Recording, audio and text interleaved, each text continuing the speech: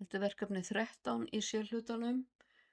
Ég er búin að gera sjálf lið númer 7 og 8, setja áherslunúmer hér og áherslumerki hér og þið stillið eins og sagt er í bókinni við vinstri spássíu og hafið bil á eftir bæði númerum og áherslumerkjum 1 punkt. En ég ætla að fara hér í þessu myndskeiði í lið númer 9. Þá smelli ég á myndina og þið sjáið að hún er stillt á square, þannig að hún ryður textanum frá sér. En ég ætla að setja hana þannig að hún liggi á bak við textan. Smelli ég hér og behind text. Þá er hún bara, sjáu hérna, á bak við textan. Það kemur hérna í gegn.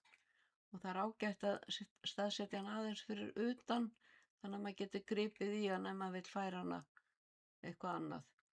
Og ég er búin að merkja myndina af nemandanum, það er lið númer 10 og síðan ætla ég að kalla fram mynda yfirlit hér án blaðsíðunúmera. Þá fer ég hér í Insert Table of Figures, hérna er mynd og ég smelli hérna á, tek hakið af Show Page Numbers og segi OK. Og þá er þetta komið svona og ég ætla að vista.